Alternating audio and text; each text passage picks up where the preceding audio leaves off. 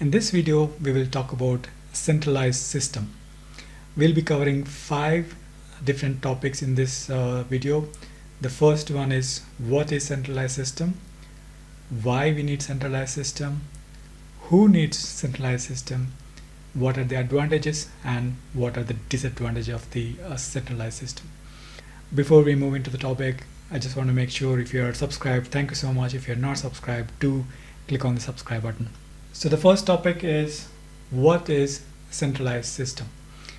A centralized system need not to be just a database or a file. If it is stored on a central server, on a single server, that can be referred as a centralized system. What are the simple examples of a centralized system? It could be like a website. Now, the websites are stored in a single server. Most of the website, not everybody, but the data, the files on what you're seeing is coming from a central server. The second topic is why we need centralized system.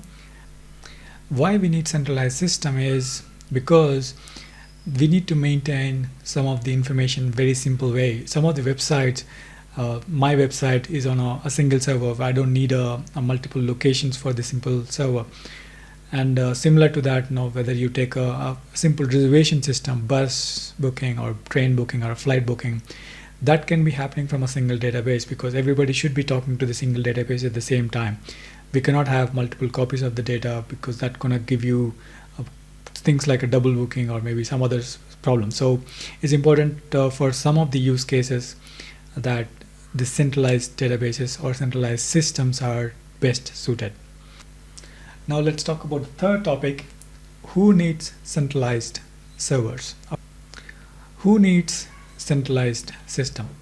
Well, most of the corporates, most of the e-commerce or maybe some of the travel industry, these are the different businesses need a centralized databases where the operations are very limited. They're doing a simple inserting a database or maybe updating the record or maybe deleting record. So simple crude operation like create, read, update or delete. We call it as a crude operations. So if you're performing only those level of actions, centralized is ideal place for you. Now let's talk about the advantages.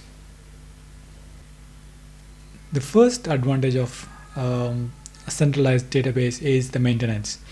Because you're storing the data in a single location, maintaining that particular data or the files is easy. Whereas in a distributed or decentralized, you need to have a lot of people maintain, a lot of systems to maintain that different servers. Simple, one location, one maintenance plan, and that's good to go for your business. The second advantage of the centralized system is high security, because of course there are disadvantages as well, but when I say high security, if you put a certain firewalls in place, only certain people can access that particular data. Not everybody can have access to that. If you put a VPN on top of it, no, only when you connect through a secure system, you'll be able to access the data.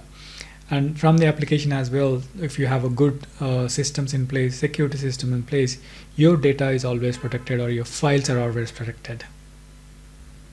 The third advantage of the centralized system is it's cost effective. Because you're maintaining only one location, it's going to cost you less. Very simple, straightforward advantage.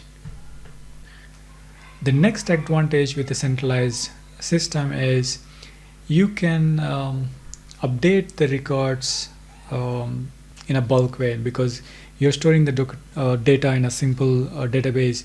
If you want to do a mass update or mass insert, mass updates or mass deletes, you can do it pretty easily.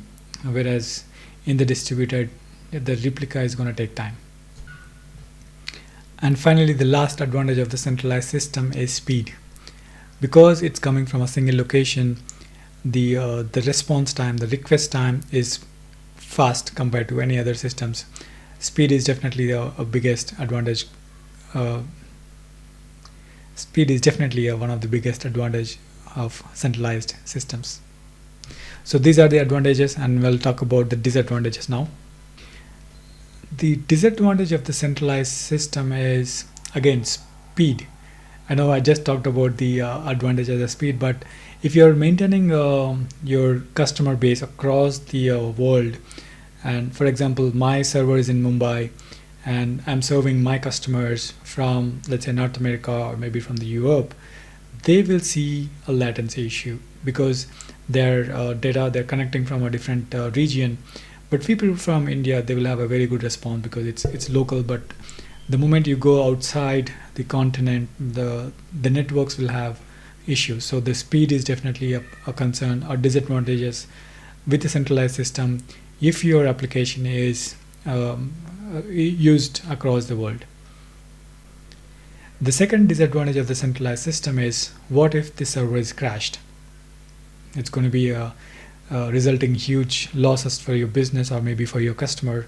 Let's say somebody is trying to book a webinar in my example, and if the website is down, I'm probably going to lose that particular customer. So it's important for you to maintain a quick backup restore systems, but again, that's going to take time. Now maybe the downtime could be 10 minutes to 15 minutes, but if you have a failover server, it's going to move your traffic to the different server, but that is only at the front end, but the data, the back end, it's still going to be talking to a single location. So it's going to be a loss for you as a business owner or maybe as a consumer as well. And finally, security, as I said, now it has a disadvantage as well. If you are a good hacker, you can still try to get access to the database and you can have a hold on that particular data. Similar to the crash, if a hacker hacks into your system and they have a full control and you can't do much. We have been seeing a lot of news about you have to pay X amount of money to get this data back. So that could be one of the reasons for not using centralized database. But see, as I said, everyone has its own use cases, why we need to know. We talked about that. If you're able to sustain, if you're able to serve the purpose, a technology purpose using a centralized system, you should continue to use the centralized system and not worry about whether you should be going into distributed or decentralized. So that's about the centralized system. And I'm going to talk about some of the bonus topic here for those who are wondering about the a single server and why the websites are fast. In my example, let's say I have my website rameshwaramancha.com and my server is hosted in Mumbai. Okay, so my data, my files are hosted on a server which is in Mumbai. But people from US or people from Europe, when they browse the website, my website, the response rate is going to be the same. Why? I talked about as a disadvantage, but how people are able to access the website from anywhere in the world and everybody is getting the same response rate. That is because a concept called CDN, Content Distributed Networks. So when I put a website, I'm pointing that website to a CDN server. And this is going to be, let's say, I'm just putting up an example 10.0.0.20. That is my CDN server. And whenever you type in, let's say, rameshwaramancha.com, you're going to this particular server. And this particular server is pointing to my server in Mumbai. And what it does is, if I am coming from, let's say, in US, it's gonna have its own server, a CDN servers geographically. Though it's storing the data, retrieving the data from my server, what the CDN is doing is it stores the cache from this particular server. So it could be images, it could be content, it could be JavaScripts, it could be CSS files.